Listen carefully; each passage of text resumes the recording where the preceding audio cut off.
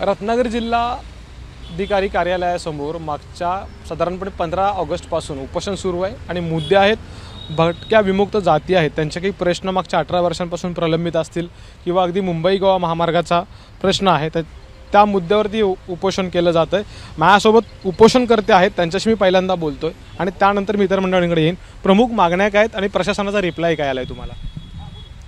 प्रशासनाचा आजही रिप्लाय नाही आला। 4 दिवस मी उपोषणाला बसलेला आहे, उपवासी, न खाता न पिता। आज आमची मागणी ही आहे, विमुक्त भटक्या जाती जमातींची 1961 सालीचा पुरावा तो GR रद्द करावा आणि 2008चा GR तो चालू करावा, पुनर्जीवित करावा आणि आता जो 2012चा तो रद्द करू नये ना, ही शासनाला मागणी केलेली आहे मी। आणि शासन काही आजही दखल घेत नाही आहे आणि कोणी बघत नाही फिरकून। आणि आमचे रत्नागिरीचे चाकरमान्यांसाठी, ते येणाऱ्या चाकरमान्यांसाठी ज्या जिल्ह्यातले खड्डे बुजवावे म्हणून ही कळकळी विनंती म्हणून शासनाकडे मी मागणी केली। आजही कोणी दखल घेत नाही आहे।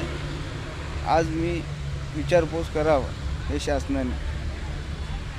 उपोषणकर्त्यांसोबत काँग्रेसच्या जिल्हाध्यक्ष आहेत, नूतन जिल्हाध्यक्ष लक्ष्मी घाग मॅडम, साधारणपणे तुम्ही इथं हजेरी लावलात आत्ता, याच्या पुढची जिल्ह्यातल्या प्रमुख म्हणून साधारणपणे पक्षाच्या किंवा एक नवीन नेतृत्व आता जिल्ह्याला दिलेल्या पक्षानं पुढची भूमिका, पुढची आंदोलनाची दिशा, उपोषणाची दिशा तुम्ही कशी डिसाईड कराल आता जर तुम्ही बघायला गेलात तर आज डॉक्टर देखील आले होते। त्यांनी पुढचे 12 तास हे ह्यांच्यासाठी खूपच त्रासदायक आहेत आणि जर उपोषण नाही सुटलं तर हे त्यांच्या जीवावर बेतण्यासारखं आहे। परशुराम खेत्रींच्या जर अशा गोष्टी जर अजूनही जर लोकशाहीमध्ये चालत असेल आणि जर कोणाची मक्तेदारी चालत असेल, कमिशनर हे प्रशासकीय म्हणजे आहेत, तर त्यांनी एखाद्या पार्टीचं किंवा एखाद्या पक्षाचं नोकर बनून राहू नये। ते जनतेसाठी आहेत, ते जनतेचे नोकर आहेत, तर त्यांनी तसं वागावं। त्यांनी पार्टीमध्ये भेदभाव करून एखादा जो माणूस जनतेच्या प्रश्नासाठी आंदोलन करतोय तो कोणी असो, तर त्याची त्यांनी दखल घ्यायला हवी असं मला वाटतं। आणि जर परशुराम खेत्रींच्या जर जीवाला जर काय इजा झाली, जर काय धोका झाला, तर ह्याला जबाबदार कोण? कलेक्टर का?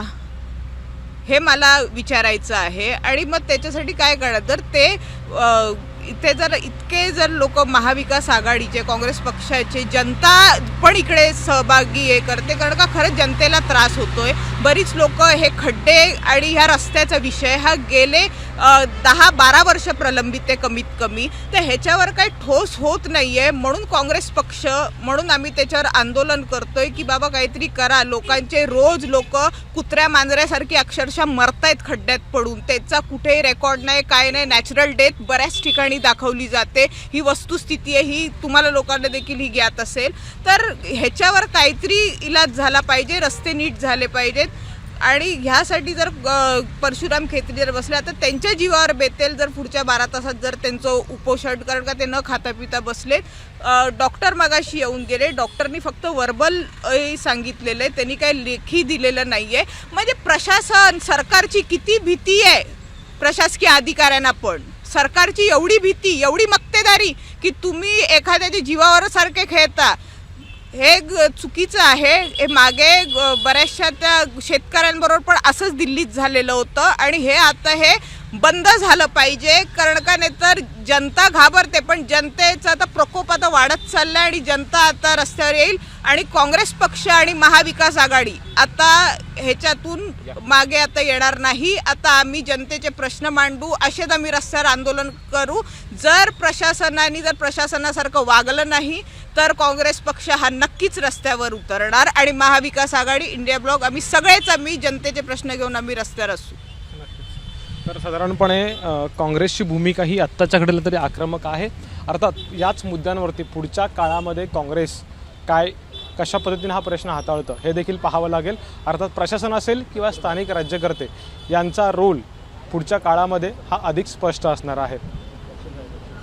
कॅमेरामॅन महबूब शेखसह अमोल मोरे, ABP माझा, रत्नागिरी। ABP माझा, उघडा डोळे बघा नीट।